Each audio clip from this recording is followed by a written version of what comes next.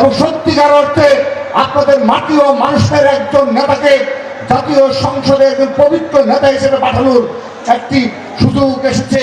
আমরা যারা ঢাকা বিশ্ববিদ্যালয়ে রাজনীতি করেছি সে সময় দেশ নেত্রী বেগম খালেদা জিয়া সেই 2009 সালের যে অবৈধ নির্বাচন হয়েছিল সেই নির্বাচন পরবর্তীতে দেশ নেত্রী বেগম খালেদা জিয়া যখন দেশ বাঁচাও মানুষ বাঁচাও কর্মসূচি ডাক দিতেন, যখন বেগম খালেদা জিয়ার এক ইশারায় টেকনাফ থেকে তেতুলিয়া সত্যিকার অর্থ অবরোধ মানে অবরোধ, হরতাল মানে হরতাল পালিত হতো, ঠিক সে সময় আমরা দেখতাম এই যাত্রাবাড়ি ড্যামরায় আপনাদের সন্তান এই আলহাজ নবীউল্লাহ নবী ভাইয়ের নেতৃত্বে দুর্বার আন্দোলন আপনারা করেছেন।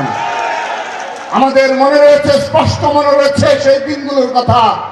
সেই খুনি হাসিনার সময়ে এই নবীউল্লাহ নবীর নেতৃত্বে এই ছাত্র দল, যুব দল, স্বেচ্ছাসেবক দল, বিএনপি হাজার হাজার নেতা কর্মী যখন বেগম খালেদা বলতেন অবরোধ, তখন আপনারা এখানে অবরোধ করতেন।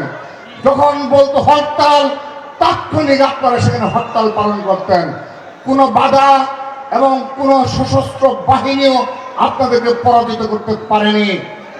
পরবর্তীতে 2015-16 পরে যতগুলো আন্দোলন সংগ্রাম সংগঠিত হয়েছে এই যাত্রাবাড়ি ড্যামরার মাটিতে, সবগুলো আন্দোলন সংগ্রামের অন্যতম পুরোধা ছিলেন এই আলহাজ নবীউল্লাহ নবী। প্রিয় উপস্থিতি, আসছে আপনাদের ঋণ পরিশোধ করার সময় এসেছে।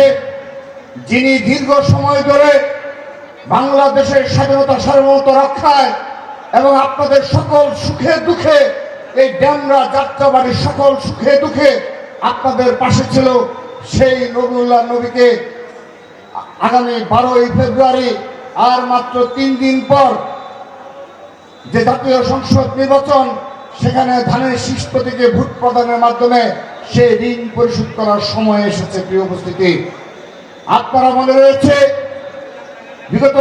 বিগত খুনি হাসিনার আমলের সকল আন্দোলন সংগ্রামী শুধু নয়, সর্বশেষ জুলাই আগস্টের গণ অভ্যুত্থানেও এই যাত্রাবাড়ি ড্যামরাতে, বিশেষ করে যাত্রাবাড়ি শনি যাত্রায় যে দুর্বার আন্দোলন গড়ে উঠেছিল, সেখানেও তিনি সর্বোচ্চ ভূমিকা পালন করেছিলেন।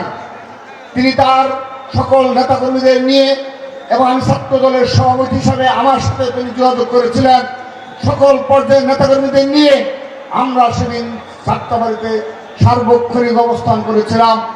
সর্বোপরি আপনাদের মনে রয়েছে যে বিগত 15.5 বছর তার নামে এই আলহাজ নবীউল্লাহ নবীর নামে কতগুলো মামলা রয়েছে, কত শত মামলা তার নামে এই খুনি হাসিনা দিয়েছিল, কিন্তু তিনি আপনাদের ছেড়ে যায়নি। তিনি কখনো এই ড্যামরা যাত্রাবাড়ির মাটি ছেড়ে কখনো তিনি যায়নি। সেহেতু এই মাটির ঋণ পরিশোধ করার জন্যে এবং সত্যিকার অর্থে আপনাদের মাটি ও মানুষের একজন নেতাকে জাতীয় সংসদে একজন পবিত্র নেতা হিসেবে পাঠানোর একটি সুযোগ এসেছে। এই সুযোগ আপনারা হাতছাড়া করবেন না।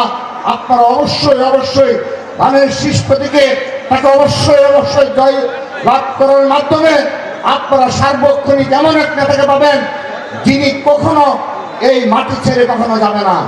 সেজন্য আপনাদেরকে আবারও সেই আলহাজ নবী ভাইয়ের পক্ষে থাকার জন্য অনুরোধ জানাচ্ছি।